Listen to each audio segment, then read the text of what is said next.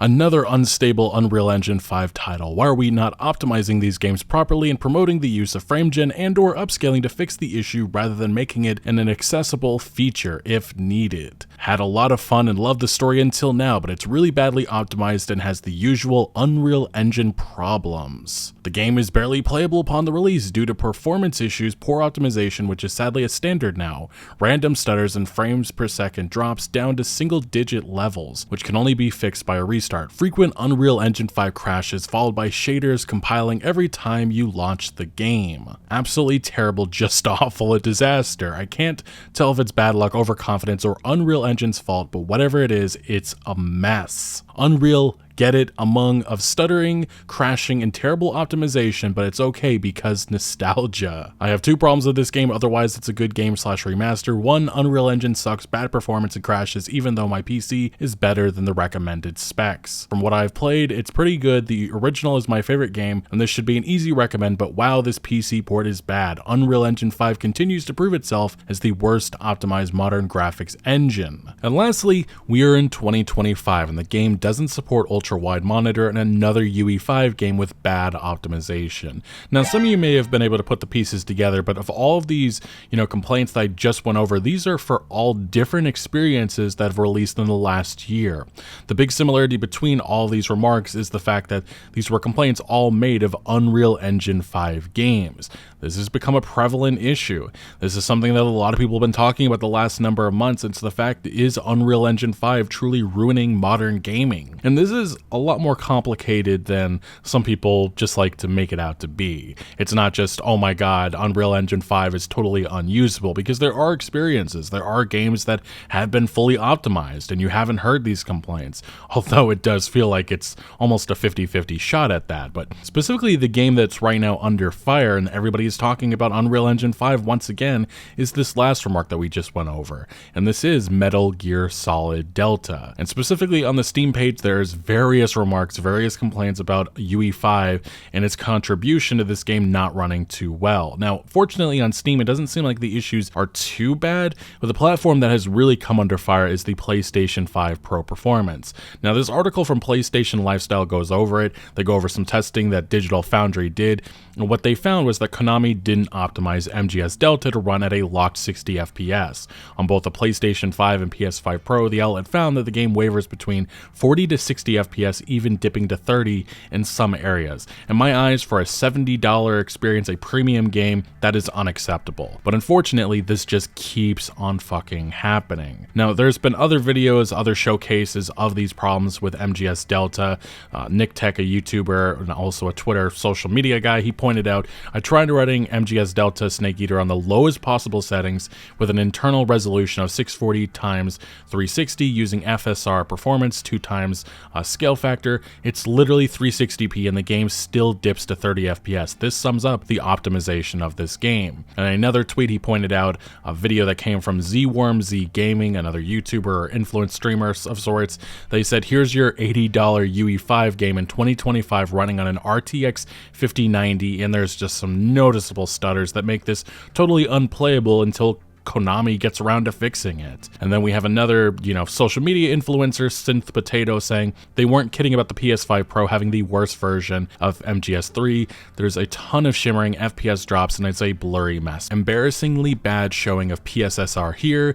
They would have been better off just shipping the base PS5 version than even trying. Needs patches ASAP. And then he summarized afterwards saying, PSSR is not the issue here. It's the cooked optimization and complete misuse of the feature that's the issue. Trying to upscale from sub 720p to 4K is insanity, and not even DLSS 4.0 could do realistically and keep its quality. And as I said before, the conversation, the outrage surrounding Unreal Engine 5's performance issues, it right now is on MGS Delta. Before that, it was Mafia the Old Country. Before that, it was Wu-Chang Fallen Feathers. Before that, it was Mind's Eye. Before that, it was Oblivion Remastered. This just keeps on happening. And it's not like this is a problem that's exclusive to this last year or so. I mean, towards the end of 2024, the uproar was over Stalker 2 and how it performed on PC. Another Unreal Engine 5 game game, and before that, in 2023, we had Star Wars Jedi Survivor and its god-awful PC port. Again, another Unreal Engine 5 game. This console generation, the amount of developers that are pivoting to this engine, it's just becoming more of a widespread problem, and definitely people are seeking answers. And that's why we look to Epic Games CEO Tim Sweeney, who addressed this the other day. He had an interesting response to the criticism. He said, "The main cause is the order of development. Many studios build for top-tier hardware first and leave optimization and low-spec testing for the end. Ideally, optimization should begin early, before full content build-out. Epic is working on solutions to make that process easier," he explained. "We're doing two things: strengthening engine support with more automated optimization across devices, and expanding developer education so optimize early becomes standard practice. If needed, our engineers can step in." And lastly, he said, "Game complexity is much higher than 10 years ago, so it's hard to solve purely at the engine level. Engine makers and game teams need to collaborate. We're also bringing Fortnite optimization learnings into Unreal Engine so titles run better on low-spec PCs, although I do find that funny because Fortnite has been criticized heavily for certain platforms in which the optimization just isn't there, such as on the Switch." Now, Sweeney is right though. I think it is worth mentioning that there is a number of Unreal Engine games that have run without a hitch. I mean, I look to Avowed, I look to Hellblade 2, those are prime examples of success in this area. Even Expedition 33, which also released earlier this year, a Game of the Year contender, not really any issues in terms of performance, but I also do think that those games, specifically like Expedition 33, it's just not a heavily demanding game. I mean, you look at a lot of the scenery, you look at a lot of the action sequences, it's very different than, say, a massively open world experience in the likes of Stalker 2, that is also seeking some of the best game graphics. That's just not what Expedition 33 was all about. But at the very least, what Tim Sweeney is saying, I think there is a truth to that. And it's not like Unreal Engine 5 is the only game engine that's running into issues. Game optimization has become an industry-wide problem. Many games, many experiences have launched broken. I mean, you look to Monster Hunter Wilds that came out earlier this year. There's been so much controversy in regards to how Capcom has handled that game. It just feels like every month or so we're running into another game that's just not running how it should. And that largely is because these game companies, whether that be greed, they're trying to rush these games out, and they have the mindset to update and fix it later on. Now, we did have a couple of interesting responses to what Tim Sweeney said about Unreal Engine 5 and the fact that a lot of game companies aren't prioritizing optimization with the engine. We had Baldur's Gate 3's publishing director saying he's not necessarily wrong, but a game developer's ambition should not be capped by hardware. It's blue sky and then reality hits. If it was reality and then blue sky, you'd end up with pretty uninspired games. And then we had a former Naughty Dog developer saying he's right. The problem here is that every developer knows it, yet half the online discourse will claim it's a lie despite them never having shipped a game, so the truth doesn't really matter. And I do think that this is an interesting exchange that happened months ago when, again, Stalker 2 was under fire. Somebody saying, "I was under the impression it's because UE5 is sold as a more complete toolkit that does all the work of lighting and shading for you, so devs are handing it to less experienced level designers and artists thinking the engine will just figure it out, and then we're left with these janky messes." And a supposed developer who has worked on Unreal Engine 5 responded saying, "I've worked on this engine and helped quite a few other people optimize their projects. It can run great, but there are a couple of issues that prevent this. First is the one you said, inexperienced level designers, environment designers who do what they think is best without actually knowing, and then there's the very incomplete documentation that compounds the problem. Almost all of the optimization I do for Lumen/Nanite is completely missing from the documentation. I've just had to figure it out over the years. There's some very impressive technology in Unreal Engine, it's just implemented poorly by many developers." And then he was asked, do you have any experience or examples of the optimizations that he's done? He said, "It really depends on the environment and what they're using. If it's what I normally do with Nanite and Lumen, dense forests are often a choke point for people. There are tons of things you can do if you use Nanite, like using full geometry foliage instead of the typical masked cards. That alone is a huge boost. Aside from that, shadows are usually the next biggest performance hit. Managing which plants are allowed to have fully dynamic shadows will net a huge boost, or if it's a nighttime scene, they often don't need full dynamic shadows at all. Tons of different things you can do." And like I said, this has just been an issue for a long long time. We've had pieces like this coming from VG247. This was actually what that developer was responding to. It's time to admit it, Unreal Engine 5 has been kind of rubbish in most games so far, and I'm worried about bigger upcoming projects. And they pointed out that Stalker 2 has made me look back and realize that maybe it was a mistake to make Epic Games' Unreal Engine 5 become an industry standard for the next decade. And I really did want to highlight the last paragraph in this piece because it summarizes some of my concerns moving forward. As we look to the future with Unreal Engine 5 powered behemoths like the next Witcher, Mass Effect, and Star Wars Jedi entries looming nearer and nearer with each passing day, I can't help but be worried about the major studios that have ditched their own tech to rely on Epic Games' engine, which so far feels quite underwhelming in real use outside of wild tech demos and projects where tons of time and resources were allocated to work out its kinks. And this is the one area that gets me so concerned about the future. You look to some of the massive, amazing engines, whether that be the Fox engine, that fueled a lot of those Kojima Metal Gear games, and Konami ditched it. And you indeed have a lot of people looking at what's happening with MGS Delta and wondering why didn't they go with that game engine, the engine that looked and ran spectacularly well. And this brings us to an article from KR Asia. Game studios turn to Unreal Engine 5 as proprietary tools fall from favor. At the 2024 Game Awards, 2K Games and its developer Hangar 13 announced they would abandon their proprietary Fusion engine in favor of Unreal Engine 5 for the latest Mafia installment, Mafia: The Old Country. Similarly, CD Projekt Red has transitioned from its in-house Red engine to Unreal Engine 5 for the next generation, The Witcher series. Even studios renowned for investing heavily in proprietary engines, like those behind the Silent Hill 2 remake and the Halo series, are embracing Unreal Engine 5. And we do have developer accounts about the challenges that are posed by using these proprietary engines and why companies are choosing to ditch their proprietary like Red Engine in favor of Unreal Engine 5. Former CDPR developer Bart Ronsky shared candid insights on X, saying every game CDPR dropped the whole engine. We wrote it from scratch hoping this time it will be better and work, but then due to crunch hacked the hell out of it, with it not being maintainable or usable at all. Similar challenges plague the developers of the Halo series. Some components of Slipspace are almost 25 years old, remarked Chris Matthews, studio art director at 343 Industries, in an interview with Xbox Wire.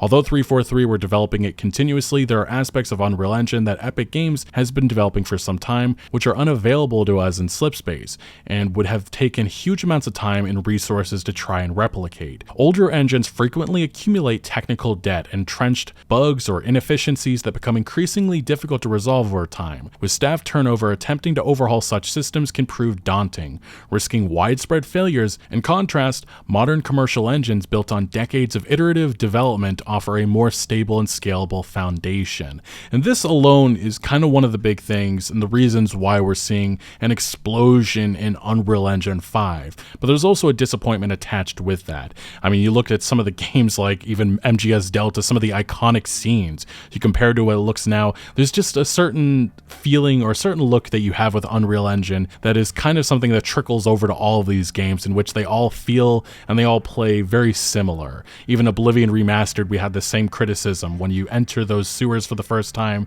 that iconic imagery, the art direction just isn't the same, and that's what I kind of trying to hit home on. A lot of people have criticized Unreal Engine 5 besides, the performance problems. It's just the fact that a lot of these games that are coming out now, they just don't feel different enough, and that's something that is lost when we're ditching all this proprietary software. And just to understand how much the playing field in the gaming industry has changed, pointed out here, an examination of the winners of the Game of the Year award of the Game Awards from 2014 to 2020 reveals a gap. Despite Unreal Engine's widespread adoption and technological sophistication, none of the winners, games like The Witcher 3, Overwatch, Zelda, God of War, Sekiro, were developed using Unreal Engine. Instead, these masterpieces emerged from studios leveraging their proprietary engines. This dynamic shifted dramatically by 2022. Unreal Engine-powered titles began to dominate the stage, with a dozen upcoming or recently released games based on Unreal Engine featured at that year's TGA ceremony. And even now, the sheer amount of games utilizing UE5 has only continued to grow, and some developers are upset by this but not surprised. While Cyberpunk 2077 was a disaster at launch, a poorly optimized one especially for consoles, a senior developer reached out to me a few years ago explaining the issues that plagued the game were largely to blame on studio leadership. More specifically, their decision to not invest the proper resources into Red Engine development. The company, in the years making Cyberpunk, lost a lot of key talent and were replaced by inexperienced juniors. Concerns by engineers were brushed off, and a mentality of "we'll figure it out along the way" was said by executives to developers. Inside reports additionally exposed that CDPR was building the game and engine at the same time. Designers would have to wait on the engine to test features or experiment with new ideas, and then after that wait, bugs and glitches would appear, which meant engine fixes were needed and more waiting would be necessary. All of this contributed to that game's chaotic development, and as we've now seen through the Phantom Liberty expansion and the various other improvements made, Red Engine was never to blame. The game was just rushed out way too early. And now there's a sense of disappointment that that engine will now be left in the dust because there's a unique feeling and visual identity that cannot be replicated. I asked at the time to the senior developer whether or not the move to UE5 would be the best, and they simply highlighted back around 2021, 2022 when we had this conversation, the tools for open world games were not there for Unreal Engine, and the move would not be as easy as CDPR was making it out to be. And as we've now seen in a number of open world UE5 games that have since launched the last few years, the concerns are very much valid. Ultimately though, the decision is one a lot of companies are making now, because training developers for proprietary engines is time consuming. Keeping up with modernizing and improving said proprietary engine is time consuming, and instead utilizing the game engine that so many developers are already knowledgeable of is viewed as the easier path. And to Epic Games' credit, they have been active. They are working on improving and solving a lot of the issues that developers are running into with Unreal Engine, but as Tim Sweeney really put forward, there's only so much they can do when a lot of these companies, a lot of these development studios aren't prioritizing optimization. And one of the big issues was shader stuttering. That is something that Epic Games developers had introduced solutions on earlier this year, and even now Unreal Engine 5.6 is here, and it's said to deliver up to 30% more performance in games, as well as enhancements with ray tracing on consoles and high-end PCs. The update also optimizes both GPUs and CPUs, promising smoother 60 FPS gameplay and better lighting quality. Now, will this solve all of the issues that we right now have with Unreal Engine? Obviously not. I have extreme doubts about that, and I think we're going to be waiting a while until even a lot of these companies are utilizing this latest update. But when you look at the landscape of this AAA games industry and the companies that have utilized the Unreal Engine, this isn't just like a recent issue. This has been something feels like it's been lasting all the way back to UE4, even UE3 days. It's just become more and more of a problem, especially as more and more companies are now utilizing the software. That's why when Tim Sweeney throws a lot of the blame on other developers and their poor optimization efforts, I think there is a truth to that. But there's also another side of this that really does need to be mentioned. It's the fact that a lot of the issues that these developers have run into, the stuttering, the shader issues, you can only push the blame onto developers so much. And it's not like these specific issues have been happening with just a single game or title. That just hasn't been the case.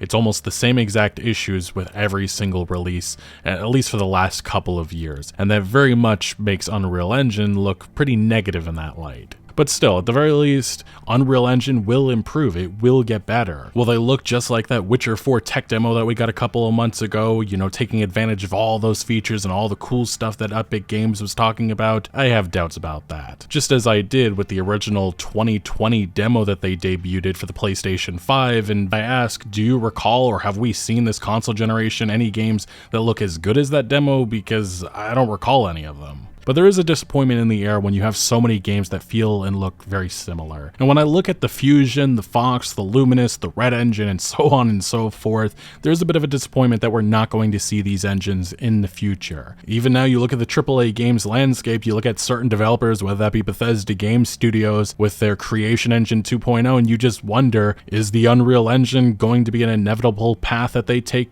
in the future as well? It has become the standard response to developers struggling with their proprietary software, and one that comes with very mixed emotions. But very much so, the last 2 years are littered with UE5 launches that looked incredible in marketing only to ship broken. Immortals of Avium, Oblivion Remastered, Wu Chang, Mind's Eye, the list goes on. Each time the same cycle plays out: big promises, technical failure, apology patches, dwindling player trust. The games industry has always had rough launches, but UE5 is amplifying the problem to a scale we haven't seen before. Unreal Engine 5 is not a bad engine. It is, without a question, one of the most advanced tool sets ever built for real-time graphics, but the industry's dependence on it is creating a fragile ecosystem, one where homogenized aesthetics, broken performance, and middleware complacency are the norm.